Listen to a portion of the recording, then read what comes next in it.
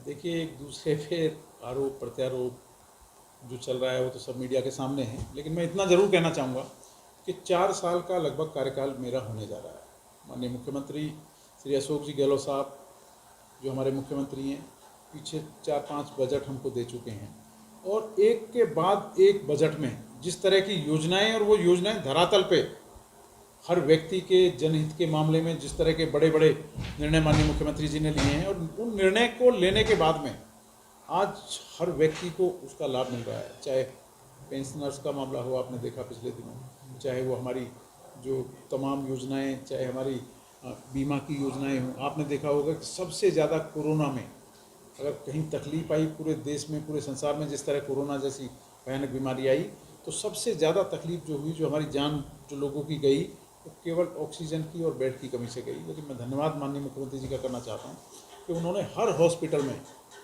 Oxygen के बड़े बड़े प्लांट दिए। मेरी स्वयं की विधानसभा में भी दिए, 2-3 CSC हैं, तीनों पे दिया। मुख्यमंत्री जी एक एक मामले को लेकर बहुत गंभीर हैं और मैं आपके चैनल के माध्यम से कहना चाहता हूँ कि जिस तरह की चीज़ें चल रही हैं, देखिए ये तो व्यक्तिगत राय हर व्यक्ति की हो सकती है, अपनी अपनी राय है उसकी, लेकिन मैं इतना ज़रूर कहना चाहूँगा कि आज जिस तरह से पूरे देश के अंदर आज भारतीय जनता पार्टी के खिलाफ जिस तरह का एक माहौल बना हुआ है, उस माहौल को देखते हुए जो हमारे कांग्रेस भाई हैं उनसे भी मैं कहना चाहूँगा कि सब छोटी मोटी चीज़ों को भूल के एक साथ लग के जुट के और हम आगे आने वाले समय में वर्ष 2024 में कांग्रेस की सरकार को लेकर बात की जाए तो अभी जाट आरक्षण को लेकर के अपने हरीश चौधरी जी CM गहलोत साहब के खिलाफ काफी बोले हैं, क्या कारण है? पहले तो हरीश चौधरी जी गहलोत साहब के नजदीक थे।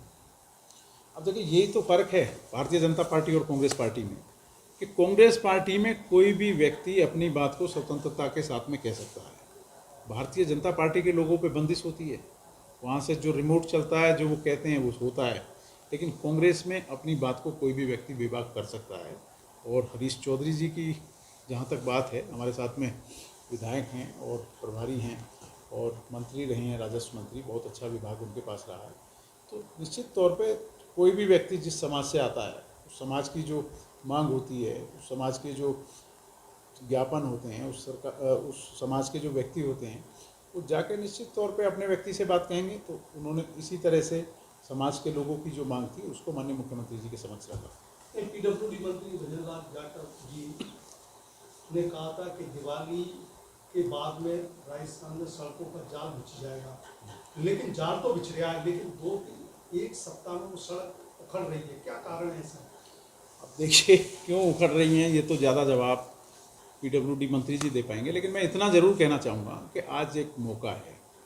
आज जैसा मैं नदबई से विधायक बना हूँ, क्षेत्र की जनता ने मुझे आशीर्वाद दिया है, मुझ पे पूरा आशीर्वाद क्षेत्र की जनता का रहा है, तो निश्चित तौर पे मेरा ये फ़र्ज़ बनता है कि मैं जनता के हित में इतने कार्य करूं कि हमेशा जो हमारे सम्मानित जो लोग हैं वो हमेशा मुझे याद रखें कि कोई व्यक्ति विधायक बना था तो उसने रात दिन लग के इतना काम किया। तो इसी तरह मैं, जैसा सड़कों की आपने बात की, तो मैं तो आपको आपके चैनल के माध्यम से भी ये कहना चाहूँगा कि ईश्वर कभी कभी जो मौका देता है उस मौके को चूकना नहीं चाहिए और अपनी पूरी ताकत लगानी चाहिए और लोगों को एक उदाहरण पेश करना चाहिए कि मैं PWD मंत्री था या मैं कोई दूसरे विभाग का मंत्री था, तो मैंने उस वक्त ऐसे ऐतिहासिक कार्य किए जो हमेशा जीवन भर जाने जाते हैं। जीवन भर बिल्कुल एकदम हर व्यक्ति की जवान पे वही रहता है। जिस तरह तो घटिया निर्माण हो गया है क्या? हाँ, तो उन चीज़ों पे ध्यान देना चाहिए। अब ये मैं, अगर आप मुझसे पूछें तो मुझसे अलग आप स्वयं देखिए, हमारे मंत्री हैं श्री विश्वनाथ सिंह जी, उन्होंने भी पिछले दिनों शिकायत की जब माननीय मुख्यमंत्री जी गए। उससे अलग जो अन्य कई लोग हैं, वहाँ भी तमाम शिकायतें सड़कों की आती रहती हैं।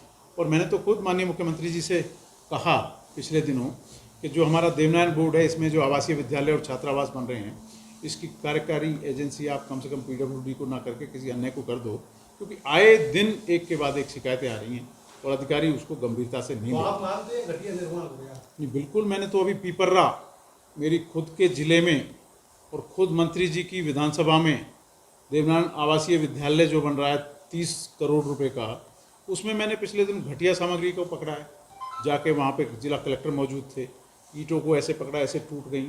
तो मैंने तो माननीय मुख्यमंत्री जी को उसकी भी शिकायत की थी कि आप कम से कम इस तरह की जो चीज़ें हैं कम से कम इस तरह की चीज़ें नहीं होनी चाहिए। ये जनता की कमाई का पैसा है, गाड़ी कमाई का पैसा है, जो आज हम ठेकेदारों को जिस तरह की योजनाओं को हम दे रहे हैं, जिस तरह का हम पैसा दे रहे हैं, तो वो कम से कम लोगों के हित में हो और एक उसका स्थायी जो समय हो, कम से कम उस तक वो सब चीज़ें चलनी चाहिए। यहाँ मान राजस्थान में जो सियासी घटनाक्रम है, एक साल अब आगामी एक साल बाद चुनाव है, क्या बदलाव हो सकता है सीएम चेहरे में? अब देखिए, मुख्यमंत्री जी के चेहरे पे जिस तरह की बदलाव का आपका प्रश्न है, अब ये तो कोई भी चीज़ करेगी तो कांग्रेस पार्टी का हाईकमान करेगा।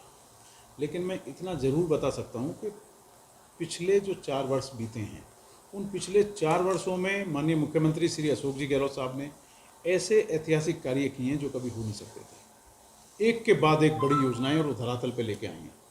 तो जो निर्णय हाईकमान का होगा, स्वाभाविक सी बात है कि हम आज बहुजन समाज पार्टी छोड़ के पिछले दिनों हम लोग कांग्रेस पार्टी में आ गए, तो निश्चित तौर पे कांग्रेस पार्टी का जो आदेश होगा हम सबको मान्य होगा और हम लोग पार्टी हाईकमान के साथ हैं। और हम लोगों की पूरी आस्था 6 के 6 हम जो बीएसपी से विधायक साथी चुने गए थे, माननीय मुख्यमंत्री जी के साथ रही। माननीय मुख्यमंत्री जी ने हमें पार्टी ज्वाइन कराई और हमने आज तक जो भी माननीय मुख्यमंत्री जी से मांगा, निश्चित तौर पे उन्होंने उसको देने का काम किया। और मेरी विधानसभा तो आप देख लीजिए खुद की उठा के कि जो पिछले 50 सालों में जो कार्य नहीं हुए नदबई के अंदर, वो माननीय मुख्यमंत्री जी ने पिछले 3-3.5 साल में मुझे देने का काम किया। राजेंद्र गुड़ा जी, वो सचिन पायलट की मांग कर रहे हैं। अब देखिए, सचिन पायलट जी की बात राजेंद्र गुड़ा साहब कर रहे हैं, तो सचिन पायलट जी हमारे कोई भारतीय जनता पार्टी के तो है नहीं, वो भी कांग्रेस पार्टी के नेता हैं, हमारा सब परिवार है। राजेंद्र गुड़ा जी हमारे बड़े भाई हैं, मंत्री हैं, हमारे साथ बीएसपी में रहे, हम सब 6 के 6 साथी रहे।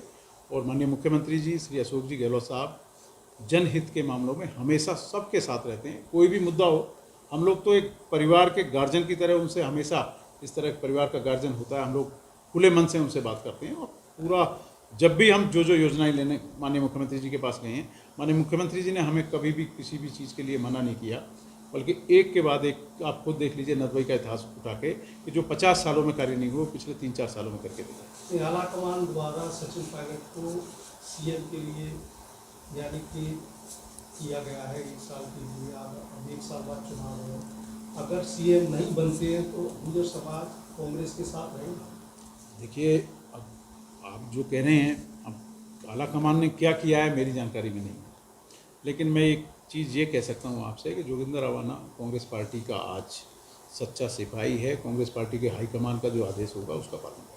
नहीं, सचिन पायलट को सीएम नहीं बनाया जाता है तो समाज कांग्रेस के साथ रहेगा क्या? देखिए, समाज के बारे में तो समाज के लोग, समाज के संगठन, ये सब लोग अच्छे से बता सकते हैं, लेकिन मैं आपको इतना बता दूं कि आज कांग्रेस पार्टी में सचिन पायलट साहब का कद बड़ा कद है। ऐसा नहीं है कि सचिन पायलट साहब का बड़ा कद नहीं है। आप देख रहे हैं कि तमाम रैलियां, सारी चीज़ें जो हो रही हैं, उसमें भी हमेशा पायलट साहब को हर जगह साथ रखा जाता है, साथ होते हैं। और मुख्यमंत्री तो देखिए एक ही होता है, मुख्यमंत्री के 2 पद तो हो नहीं सकते, तो मैं समझता हूँ उसमें भी जो पार्टी हाईकमान का जो निर्णय होगा, हम लोग पूरी तरह सच्चे सिपाही के साथ